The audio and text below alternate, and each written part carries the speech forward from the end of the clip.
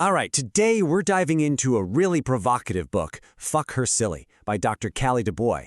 It's written as a kind of psychological manual for sexual dynamics, and our job here is to just break down the core concepts exactly as the author presents them. So right out of the gate, the author draws a line in the sand. She makes it incredibly clear who this book is not for. It's not for the usual crowd. This is aimed at someone looking for something much deeper than just a few surface-level tips. And then you get hit with this line. This book is a weapon. I mean, that's not exactly your typical self-help title, right? It immediately sets this tone of intensity, of real purpose. So the natural question is, a weapon against what? Well, according to the author, it's a weapon against what she calls disconnected, boring, and totally forgettable sex. The whole book is framed as the solution to a very specific problem she sees in the modern world. And she's super clear about this distinction. On one side, you've got the stuff this book completely rejects. You know, those 5 tips to make her moan listicles. On the other side is what this is really about, being a manual to rewire her brain, a guide on psychological control, and ultimately about becoming absolutely unforgettable. See, the core argument here is that modern sexuality has gotten, well, cheap. It's been boiled down to TikTok trends and porn tropes that, ironically, just leave people feeling more disconnected.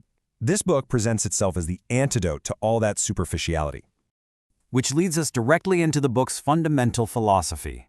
The entire system pivots away from the purely physical and focuses almost entirely on the psychological. And this is the central question the author wants you to ask. Her answer? It is unequivocally psychological. The book argues that the encounters that really stick with you have almost nothing to do with what you physically do, and everything to do with the mental and emotional state you're able to create. To explain this, the author introduces a key term, resonance. Now, this isn't just about chemistry in the vague sense. It's defined as something much more active.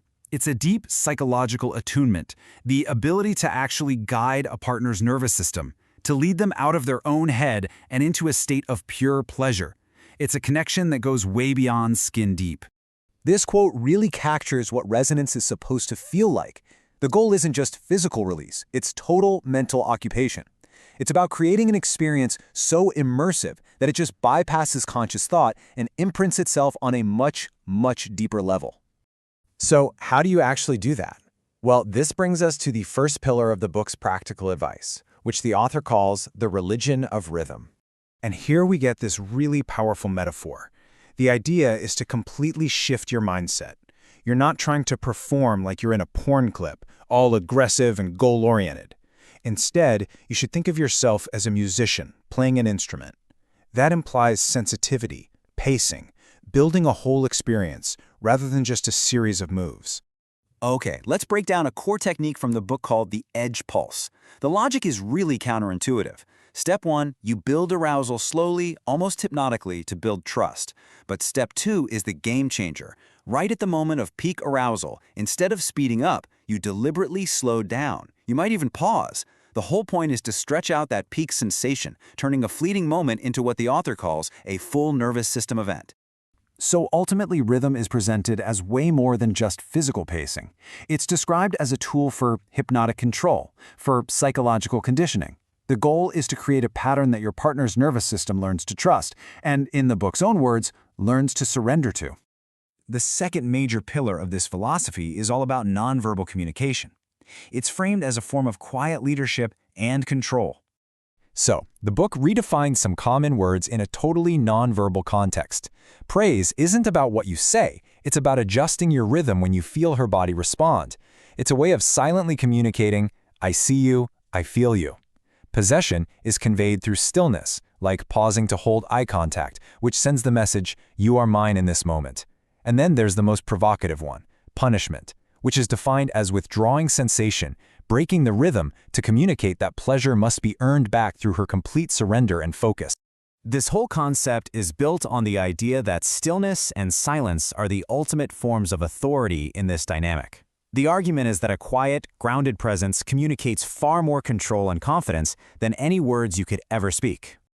Okay, so what's the point of all this? Where does it lead? Well, the final section of the book is about putting all these techniques together to achieve one specific outcome: becoming unforgettable. And the book is very clear about what that means. The goal isn't just to be good in bed. It's to become the benchmark, the standard against which all her future partners are measured. It's about rewiring her brain, leaving an imprint on her nervous system, and becoming the definition of what true presence and attunement feels like. All while, in the author's words, making her feel ravished while feeling completely respected. When you boil it all down, the entire methodology, from the rhythm to the nonverbal commands, is designed to create a deep imprint, even what the author calls an obsession.